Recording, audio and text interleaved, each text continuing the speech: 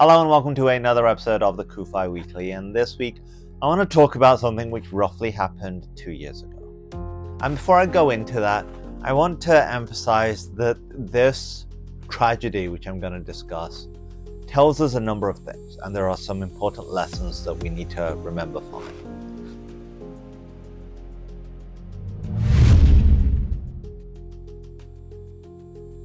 So what I'm talking about is roughly 2 years ago when a group of Israeli Druze children were murdered by a Hezbollah rocket fired at Majdal Shams. Now, these kids were simply playing soccer on a soccer field when Hezbollah launched a rocket which murdered 12 of them and injured dozens. Now, in the aftermath of the attack, originally Hezbollah admitted that they had fired a rocket. When they realized they had murdered children, they then tried to distance themselves from this crime. They accused Israel and accused everyone, really. Evidence showed that it was Hezbollah who were behind this attack. And 2 years on, I've seen very little people remembering these children, remembering their families, and memorializing them.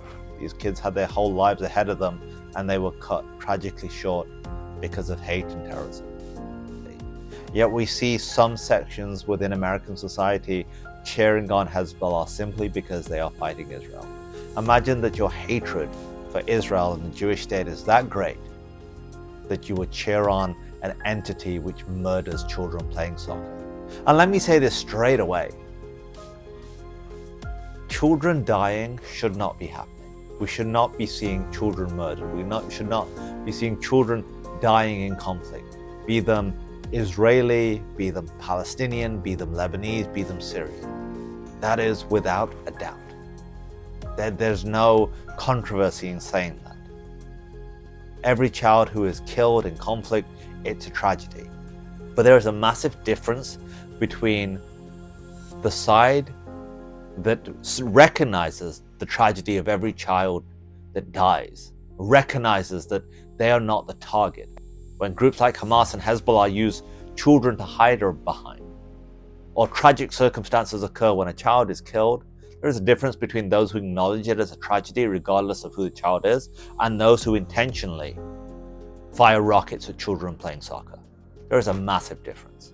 And we have seen so many voices in America. I've not addressed this in previous episodes. People like Miss Rachel, who is a kids TV host, I guess, who has constantly, post-October 7th, constantly talked about the children of Gaza, has constantly talked about Gaza, has constantly demonized Israel. And when asked why she is so obsessed with this issue, she says, I just care about children. It's all about children. It's children that matter to me.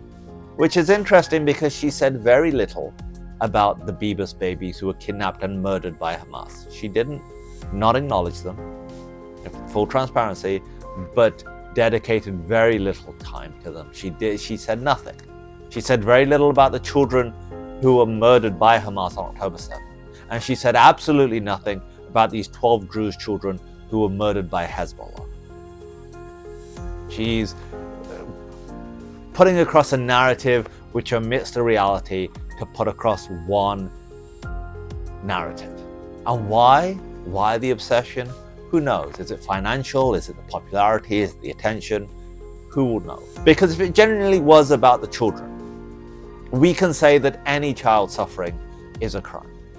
Be that child be in Gaza, be it in Lebanon, be it Israeli Druze children murdered simply playing soccer by a Hezbollah terror rocket. But people like Miss Rachel are selective. And what's particularly insidious and dangerous about someone like Miss Rachel is that this is somebody that children watch. But no doubt they will look up to as they grow older, pushing an insidious narrative which is silent in the face of terrorism, but does everything it can do to blame Israel when it acts to defend itself. Yet it's caveated, it's wrapped up in this blanket of, I only care about children, but selectively so. It's only some children she cares about. At the end of the day, we have a responsibility, first and foremost, to remember the tragedy that took place 2 years ago, to remember those families who are mourning every single day. And we have a responsibility to ensure that our next generation, the youth, are not brainwashed into hating Israel, into hating Jews, and believing that what's happening in the Middle East, that Israel is all that's wrong in the Middle East. To quote Dr. Sheila Nazarian, who spoke at our CUFI summit, for those who believe that Israel is the problem, imagine a Middle East without Israel. It would be a lot darker, it'd be a lot more diverse, and it would be a lot less hopeful. And we would not have a key ally in that region, a friend and an ally.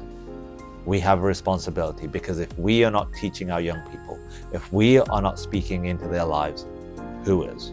And those who are speaking into their lives are going to essentially dictate what kind of ideas and what kind of people they become.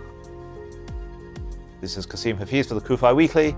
For Zion's sake, do not remain silent. Thanks for checking out this episode. Be sure to like and subscribe so you get a notification every time a new episode hits. And if you want to check out some of our previous episodes, and we've got some really good ones, click on one of the thumbnails and that will take you right there. And finally, if you want to know more about CUFI and the work we do, go to cufi.org to check out all the resources we have available free to you.